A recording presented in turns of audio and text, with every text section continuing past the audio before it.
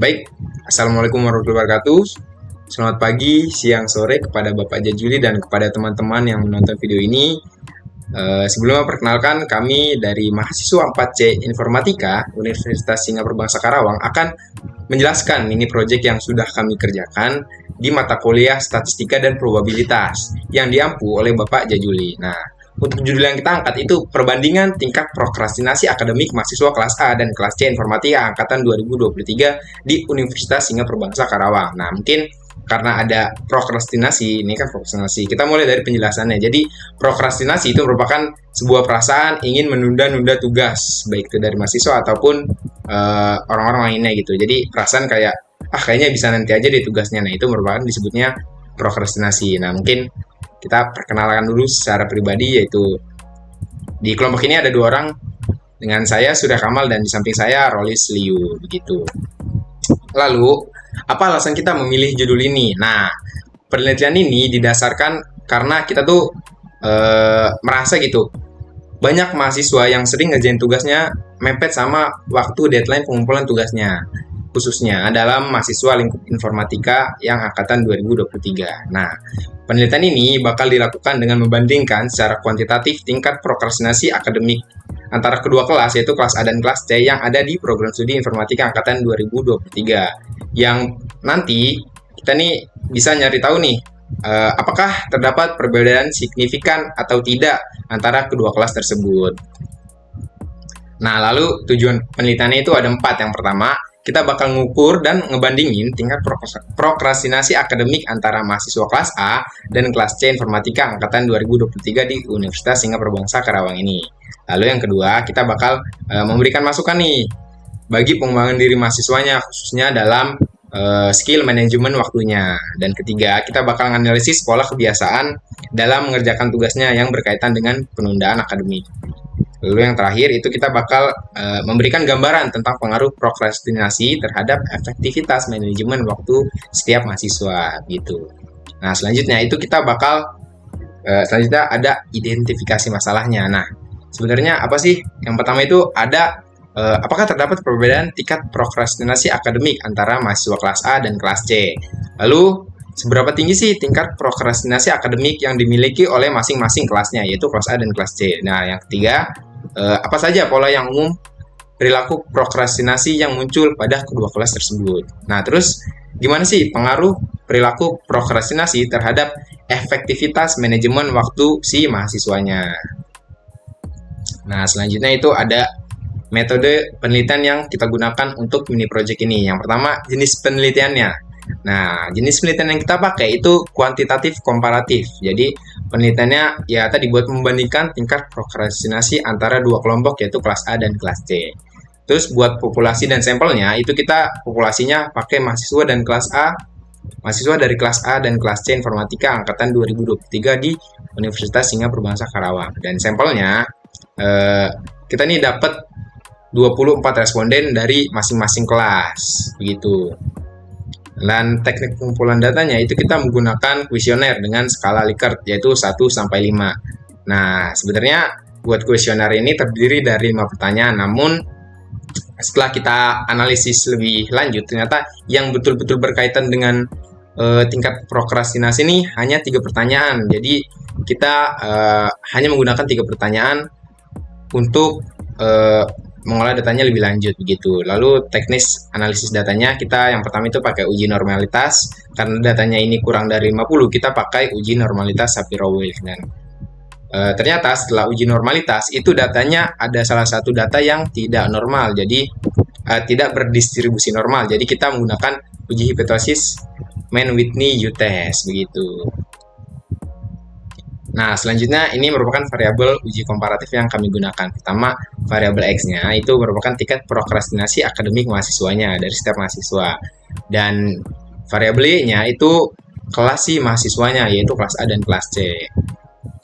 Selanjutnya, itu ada hipotesis awalnya. Nah, buat hipotesis nolnya itu nggak ada perbedaan signifikan dalam tingkat prokrastinasi akademik antara kedua kelas, yaitu kelas A dan kelas C. Nah, terus hipotesis alternatifnya terdapat perbedaan yang signifikan nih antara kelas A dan kelas C dalam tingkat prokrastinasi akademiknya gitu. Nah, terus ini merupakan pertanyaan-pertanyaan yang kita ajukan di kuesioner kita. Jadi kita punya kuesioner dan hanya 5 pertanyaan gitu. Oke, terus yang kita pakai, tadi kan udah di mention juga ya, kita pakai itu cuma 3 pertanyaan karena memang yang berkaitan dengan prokrastinasi ini. Nah, ini merupakan data-datanya yang kita pakai. Karena skala dari pertanyaan tersebut memiliki nilai positif, semakin besar, semakin kuat nilainya. Maka bisa dicari nih rata-rata dari ketiga pertanyaan tersebut dari setiap respondennya. Jadi, ini kan ada 3 pertanyaan yang kita pakai ya, kita jumlahkan, lalu kita bagi dengan 3 itu. Jadi dapat rata-ratanya, gitu. Nah, sekarang kita mulai masuk nih ke perhitungan uji hasil penelitiannya. Mungkin akan saya serahkan langsung ke Rolisli. Silakan Rolisli. Oke, baik. Di sini saya akan menjelaskan ya perhitungan uji hasil penelitian. Yang pertama, kita melakukan uji normalitas Shapiro-Wilk. Uji normalitas Shapiro-Wilk merupakan salah satu metode statistik yang digunakan untuk mengukur apakah data berasal dari distribusi normal atau tidak.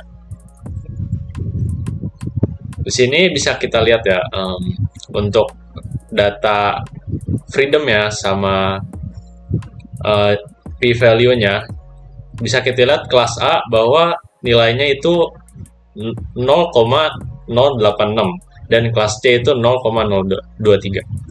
Jika p-value lebih dari 0,05, maka data berdistribusi normal. Sedangkan p-value misalkan kurang dari sama dengan 0,05, maka data tidak berdistribusi normal. Untuk kelas A, nilai statistik Shapiro-Wilk adalah 0,181 dengan derajat bebas DF atau ya derajat bebas sama dengan 24 dan nilai signifikan atau SIG sama dengan 0,086 di mana 0,086 itu lebih dari 0,05. Untuk kelas C, nilai statistik Shapiro-Wilk-nya adalah 0,174 dengan derajat bebas sama dengan 24 dan nilai signifikannya itu 0,023 di mana kurang dari sama dengan 0,05. Nah, berdasarkan hasil uji normalitas Shapiro-Wilk, kita bisa simpulkan bahwa data kelas A ini berdistribusi normal, sedangkan kelas C tidak berdistribusi normal. Karena terdapat salah satu variabel data yang tidak berdistribusi normal, maka dari itu perlu uji statistik non-parametric menggunakan uji Mann-Whitney U-test. Nah, mungkin kita langsung ya ke uji Mann-Whitney U-testnya. Uji Mann-Whitney U-test ini digunakan untuk mengetahui apakah ada perbedaan signifikan antara median dari dua kelompok independen. Nah, ini merupakan tahapannya ya. Yang pertama itu menentukan N1 dan N2, lalu menggabungkan kedua sampel dan memberi urutan atau ranking tiap data. Yang ketiga menjumlahkan urutan masing-masing sampel, dan yang terakhir itu menghitung statistik U-nya. Langkah pertama pengujian ini adalah pengurutan nilai mulai dari yang terkecil hingga terbesar, lalu pengurutan itu dilakukan tanpa pemisahan kedua sampel. Untuk selanjutnya, lakukan penetapan rank atau peringkat dengan aturan seperti berikut. Yang pertama, peringkat ke-1 itu diberikan ke nilai yang terkecil di urutan pertama, sedangkan peringkat terakhir diberikan ke nilai yang terbesar. Jika tidak ada nilai yang sama, maka urutan ya seperti biasanya berbentuk peringkat. Jika ada nilai yang sama, maka ranking itu dihitung dengan rumus jumlah urutan data yang bernilai sama dibagi banyak data yang bernilai sama. Lalu dari data yang kita uji diperoleh R1 itu merupakan jumlah peringkat dalam sampel ke-1 di kelas A yaitu 621,5. Untuk R2 yaitu kelas C itu 554,5 dan N1-nya yang merupakan ukuran sampel itu sama-sama 24. Lalu tahapan selanjutnya yaitu hitung U untuk masing-masing kelas. Kita menerapkan rumus uji Mann-Whitney, U-test. Nah, di U1 didapatkan hasilnya 254,5, U2 didapatkan 321,5.